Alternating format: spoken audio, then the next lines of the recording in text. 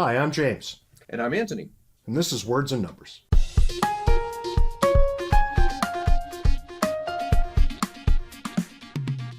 So what's interesting this week, Ant? Well, a couple of things are interesting. One, Berkeley just spent $600,000 on security because Ben Shapiro was coming to give a campus lecture. They're concerned about protesters. And what's interesting about this is Berkeley is home of the 1960s free speech movement. So if there's any place that you would expect that free speech would not be a problem, it's that campus. Other interesting thing I ran across, the Chinese government this week has said that not only is it banned Bitcoin, but it's developing its own cryptocurrency. So now we've got this odd thing where governments appear to understand the value of cryptocurrency, so much so that they want sole control over it. So now we're going to get cryptocurrencies backed by the full faith and credit of the Chinese government. Exactly. They managed to mess up their own fiat currencies. Now they're going to mess up cryptocurrency. So we'll get the worst of two worlds. Well, I've got a couple of interesting things too, Ant, and one of them is kind of like a free speech issue. It comes from the mouth of Mel Brooks, the fantastic comedic film producer and stand-up comedian in years gone by. He said that today, in the present politically correct climate, he couldn't make a movie like Blazing Saddles, which is, if you've seen Blazing Saddles, you know it's one of the all-time great political satires. And here we have Mel Brooks saying he couldn't even make it, let alone think about doing something more current. Above and beyond that, I think it's been utterly fascinating watching Senate Democrats wrangle over Obamacare this week because, you know, those of us with memories that stretch back more than a week and a half will remember that all kinds of Republicans in the House and Senate, and even at the presidential level to one degree or another, campaigned on the idea of repealing Obamacare. But now that they control the entirety of the United States government, they can't seem to get that done, which should indicate to thinking people that they might have been lying all along. Imagine that, lying politicians. The rule that we keep saying is big government is good for both parties. They just argue differently how big it, for what reason it should be big. Yeah, Rand Paul gets the statement of the week, I guess, when he says you can't just call something repeal if it's not a repeal. And, you know, you got to give it to him on honesty points. That won't get him very far, I suspect. Well, this week we're going to introduce a new segment, Foolishness of the Week, where we highlight, as you might suspect, some foolishness that we have discovered this week. James, what do you have?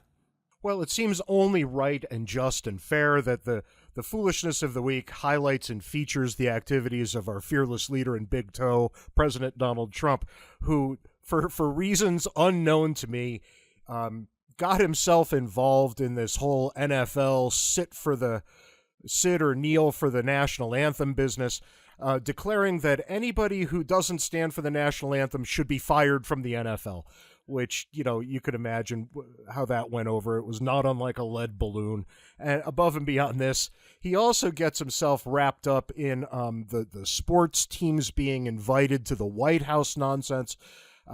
Steph Curry from the Golden State Warriors says he's not coming because, you know, he doesn't like Donald Trump. What do you know? And then Donald Trump fantastically and publicly via Twitter, of course, uninvites him to a thing that he wasn't coming to anyway. And it's just befuddling that a president of the United States would involve himself with any of this. And yet our tweeter-in-chief just can't seem to help himself. And I'm sure the fans are livid about this. I mean, you know, there's enough acrimony going on in the country with politics as it is. And here they go to a sports game to escape all of that. Yeah, call me crazy, but when I put on the football game, I kind of want to watch football. Right. I don't need political commentary there too. It's a good 3 hours off from the idiocy of the rest of the week, the way these things go. But alas, we're not going to get those 3 hours anymore, at least not for a while. So that brings us to our main topic this week, which centers around the activities of Amazon, the corporate behemoth. And you might recall that we wrote and did a Words and Numbers on Amazon back in July of this year, when President Trump again got a hold of his Twitter account again and accused Amazon of not paying something called an internet tax. Which doesn't exist. Yeah, there is no internet tax, but I'm sure it's coming. But, let's not put the cart before the horse. Accused Amazon of not paying their internet tax and then said that the Amazon merger with Whole Foods would represent some kind of antitrust danger. Nobody really ever explained this, and it never really got off the ground. The merger went through and seems to have worked out to just about everybody's benefit. But at the time, we were actually full square in Amazon's corner, saying that, look, this is corporate deal making. Everybody has a right to make a deal, and the government should keep its big fat nose out of it. And it's worth underlining that after that merger occurred, the first thing that happened at Whole Foods is the price of food dropped. Yeah, of course, that's just going to lead to the criticism that they're crowding out mom and pop grocers from the market by offering lower prices. And then, once everybody's out of business except Amazon/Whole Foods, those prices will creep up near to infinity and we'll all starve to death. Probably not the case. Probably not the case for any number of reasons. But we were very, very favorable to that deal and to Amazon quite generally back in July. And this time around, we're probably going to split the difference a little more closely. And it's not that we're criticizing Amazon for reasons that will come up in a bit, but something that Amazon is doing right now as a corporation is leading to all manner of foolishness out there. This could have been the foolishness of the week, I guess, but it's such a big story, it deserved more time. What we've got is Amazon making an announcement that it wants to open a new corporate headquarters, which it says will be, quote, a full equal to the company's Seattle headquarters. And early in September, the company announced, get this, Ant, that it would start, quote, soliciting bids from North American cities to host the new headquarters, which is planned to employ some 50,000 people. It's comparison shopping. It is. It's comparison shopping among cities and city governments and locales. And the request for proposals was an interesting thing because this is the exact language from the proposal. Incentives offered by the state, province, and local communities to offset initial capital outlay and ongoing operational costs will be significant factors in the decision-making process. So Amazon's actually asking for corporate welfare in this very bold, bald-faced way, just coming right out and saying, give us your tax dollars. But on the other hand, for decades, cities have been offering this sort of corporate welfare. So in some sense, Amazon's just admitting what already exists. Yeah, and this is, I think, one of the reasons why we don't exactly blame Amazon here, right? Amazon is clearly pressing its own advantage, which is exactly what we would expect it to do. And notice, this isn't different than what you and I would do if we're thinking about relocating. One of the things we're going to look at is what's the taxes at this new place we might move to. Amazon's doing the same thing. Right, but I don't really have the ability to, get on the phone and talk with city government and say, look, what I'm really after here is a special deal for myself. And here are the wonderful things I can bring to your tax base. Cut me a better deal than you've cut literally everyone else in your jurisdiction. And when Amazon calls, this is what Amazon says. Because according to Amazon, and really think about this for a second, the company contributed, it says, $1.40 to the Seattle economy between 2010 and 2016 for every dollar of direct investment put into the region. So that sounds like a 40% return on your money. It does, which would be a whale of a deal. Now it's spread out over 6 years, which, now it's not 40% anymore, but it's still very sizable. But I mean, this leads directly to an obvious question. If they offered that kind of return to Seattle, why isn't Seattle way out in front on this one trying to make a deal? Well, yeah, and I think there's a more basic question, which is if indeed Amazon can produce a 40% return on your investment over the course of 6 years, why aren't private investors lining up looking to pay for this rather than the city governments? And I would think, as an economist, I'd say, look, the fact that private investors aren't lining up should tell you that those numbers are not correct. There's something that we're missing here. Yeah, they probably aren't. That seems far too optimistic to anybody who takes a look at numbers on an even semi-regular basis. But, in fairness given the snipe I just made a moment ago, the city of Seattle is getting ready to start talking deal. They're going to offer something, but lots of other cities have lined up too. And the real question is, should they be doing it? And when I say lots, I mean lots. We're looking right now already at Pittsburgh, Austin, Atlanta, Dallas, Chicago, Detroit, El Paso. And the list goes on, I'm sure. Yeah, and it's sure to go on much longer than it already does, right? And, when we start thinking about just how many cities are involved here, it's hard to see how you can break this chain, right? Because once one jumps out, the rest are sure to follow. So, the Amazon business is actually a very big operation. And, it would be remiss, as we said earlier, if it didn't do everything that it could do to further its own advantage. The real question is, do these cities actually have an advantage in playing this game? I have no doubt that Amazon should be doing this. I have nothing but doubt that any of these cities should be doing this. So, let's sit back for a minute and think about this and ask the obvious question. We probably don't have much to compare to the deal Amazon is seeking, but do we have other things that kind of fit the broad general categories that we can use as comparisons to analyze whether this is a good idea for the cities? Yeah, and there are several things that we can point to that in which industry has done something like Amazon's doing. One of them is sports stadiums. We don't think of this. We tend to think of sports stadiums as being a city thing, and they aren't. The sports franchise is private. It goes to the city, and the city promises to put up some tax money or to provide tax credits or what have you to help fund the stadium. And what you find, this comes in repeated economic studies, right? This is not something that's controversial amongst economists. In repeated studies, economists find that indeed the sports stadium investment is a losing proposition for the cities. So there was a poll recently on this question. 83% of economists agreed that providing state and local subsidies to build stadiums is likely cost the taxpayers more than whatever comes back in form of economic benefits. So there's one example. I doubt that you could find 83% of economists who would agree that rain is wet. Right, yes, yeah. The fact that you get more than 50% is astounding, right? These are contentious people who tend not to agree wholesale on anything approaching a policy offering, right? But here we go. The vast majority of economists will tell you that subsidizing a stadium built with public dollars is just a dyed-in-the-wool money loser.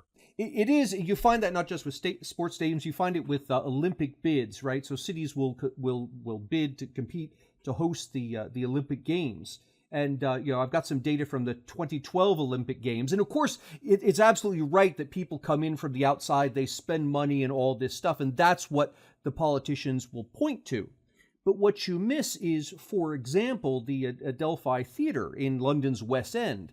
It had to suspend its performances of Sweeney Todd because nobody was interested in going to see Sweeney Todd. They were all going to go instead to the Olympic Games. British Museum, its attendance was down 25% over the period that the games were running.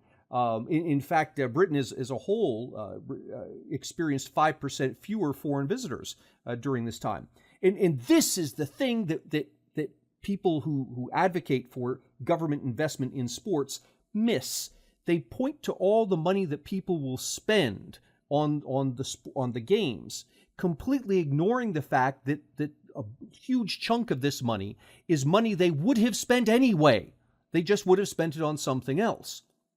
Well, what does this comparison tell us when we think about Amazon building? Because clearly a lot of this is going to be about construction and building some sort of massive new complex, and all of the revenues, because government only talks about revenues, all of the revenues that will be brought in that phase. But they also say they're going to have 50,000 new jobs, and that's going to increase the tax base.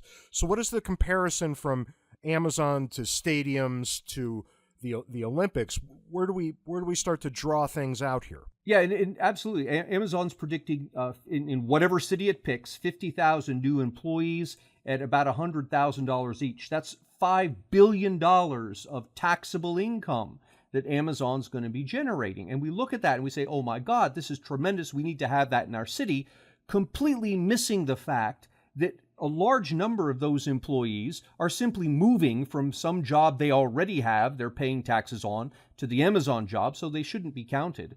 And those that Amazon brings in, they're going to require, government services. We're going to need more teachers in our public schools. We're going to need more police force, more fire, all of that. And there's a substantial cost to the city government that's not being reflected here. So when all the dust settles, it's not to say that Amazon's presence there isn't beneficial to the economy. Clearly it is. The question is whether it's beneficial enough to justify the government using your tax dollars to invest. And my argument is, if it really is valuable, the private investors will put up their money. And if the private investors aren't willing to put up their money, then by definition, it's not valuable. And if your government does put up the money, it's simply throwing your tax dollars down the drain. Well, this calls to mind something else that we've done a fair amount of work on over the last, 2-3 years, and that's the various film tax credits that local governments offer to movie production houses and television production houses to come to their jurisdictions to do their filming, right? Yeah, Pennsylvania loves the film tax credit. The latest Batman film was filmed here in Pittsburgh, and Pennsylvania spends something on the neighborhood of $60 to $100 million a year on these tax credits. And we'll put up a link to it. James and I wrote an op-ed on this a while back. And so we took this $60 million and said, okay, this is the amount of money that the state is putting up in tax credits for the film industry. What could you do with that money if you didn't fund films? Well, one of the things you could have done was to found a moderately sized college, pay every employee, and allow the students to attend for free. All of that for the same amount of money. So the question here is, if you're going to spend $60 million, and I'm not sure that that's something that the state should be doing, but if we agree the state should be spending $60 million, how do you know that the film industry is the best place to be spending it? Maybe the best place to be spending is somewhere else. And that's a calculus that the politicians don't do. Their goal is not to spend the money in the best possible way. Their goal is to get elected. That is, they're going to spend the money on the thing that has the biggest flash to it. Right, so it's really spending money in the most public way rather than in the best way. And if we took a step back on this and said, well, what is the best way? And then started thinking about the size of the operation that we'd be talking about with Amazon and the colossal nature of the tax cuts that Amazon is looking for, we might be dealing with figures so fantastic, housed within systems that are so complex, that there'd be no way for any politician even to know whether this was a good idea or not. Right. And not only is there no way for the politician to know whether it's a good idea, the politician doesn't have incentive to figure out whether it's a good idea. Because if it's a bad investment, it's not his money that's on the line. It's the taxpayers' money that's on the line. Now, if you want to change the nature of how cities invest in things, require that every politician who votes for the tax dollars has to put a proportionate amount of his own 401k or IRA into the investment as well. You'll see a lot different results. Yeah, no, I suspect that would stymie this sort of thing almost immediately. Because really what politicians need to do is they need to lean back on their desks and say, I was instrumental in creating all these jobs. Right? That's the only thing that a politician needs to say. And the public tends to give him the benefit of every doubt and a free pass on everything else. And notice something, when it comes to things like sports stadiums or Olympic Games or even Amazon for that matter, it takes so long for us to realize that this was a bad investment, that by the time we figure out it was a bad investment, those politicians have long since gone. They've moved on to their next elected job. So they get all the benefit of the decision without having to incur any of the cost of the blowback. Right, and there's a pretty instructive lesson that comes out of the sports stadium debacle, right? Because Of course, the owners of Major League sports teams want public support. Of course they do, because that just means every dollar the public puts into a stadium project is a dollar that they get to keep in their own pockets. Right. So, of course, that's what they want. But there are a couple of cities in the United States right now who publicly supported and financed the building of stadiums, who are now still paying on those stadiums long after the teams in question moved away. Right. The teams have moved away, and so have the politicians. Those teams are long gone. The promised jobs that were supposed to come with the projects, those are long gone too. But what doesn't go away? The massive debt held in the hands of the public. Right. And the taxpayers who are now paying higher taxes to pay off this boondoggle. For a thing they don't even get to enjoy. Right. And you know, when it comes to things like sports teams and the Hollywood credits, what have you, you know, certain people reap the benefits, but everybody pays. It's the classic case, right? Concentrated benefits and dispersed costs. But really, this brings the larger question, I think, into focus pretty clearly, right? If these cities have to pony up all kinds of sweetheart deals to get Amazon to bring their new corporate headquarters into town, doesn't that mean, by definition, that these cities and states even are taxing their people at too high a rate already? Yeah, what the city should be doing, if it wants to attract industry, is to lower its taxes across the board and let the consumers and the investors figure out which industry should be coming in, rather than the politicians deciding for them which industry should come in. Because it seems like we've got a contradiction at the heart of all of this, right? We've got this assertion that we have to offer a company a very good deal, a better deal than we would have normally offered in order to draw it in. But doesn't that mean that your taxes are so high that all kinds of other people are also staying away? And it would seem like politicians, for whatever the reason, are incapable of putting those two thoughts together. There's another factor here that they don't focus on, and that is we make a big deal about this is 50,000 jobs coming in. It's a great thing. But what happens 20 years down the road when Amazon decides it's going to shut that headquarters and move it somewhere else? All of a sudden, that's 50,000 job losses immediately. So it's kind of akin to taking your entire savings and putting it in one stock. If that stock goes up, you're doing great. But if it turns down, all of a sudden you're hurting bad. Yeah, no, and I'm really appalled at the message it sends to businesses who are already in those cities. Essentially, the city government is saying, we take you for granted. We don't care what your needs are. We don't care that you're having trouble balancing your books, because what we really want is Amazon. And you could either stay in business or go out of business. We don't care. You're not getting the same deal. And I think it's even worse than that is some of these companies that are there currently employing the people who Amazon are going to attract away. So what the city's doing is giving a competitive advantage to this company, this new company that's coming in, to the expense of the companies that are currently there in the city. Yeah, so if this deal goes through in any one of the cities that are currently courting Amazon, surely Amazon will be the big winner. The city might win. The city will probably lose. Lots of people in the city will win. Even more will lose. And it starts to get complicated and convoluted, right? And the politicians will sit back, as they always do, and they'll say, we brought these jobs to you. And that'll be that, right? But why don't you give us a final word, a parting thought on this, to try and put it all in perspective? You introduced this, and it's worth remembering. The problem here is not Amazon. This is not an Amazon problem, and I don't mean to defend them, but rather to say Amazon is behaving rationally within the rules that were laid down. The problem is the rules. The politicians have created a set of rules that favor a particular business over other businesses. And that's not something politicians should be doing. They should be neutral. If you want to attract business, lower the taxes across the board, and then let the market do what the market does best, which is figure out where their money should go. And that's all the time we've got this week on Words and Numbers. Be sure to join us next Wednesday at about noon Eastern Time for another episode. Until then, check out all the great content at fee.org and at Fee Online on social media. And I'll catch you next week for something even more interesting. See you next week, James.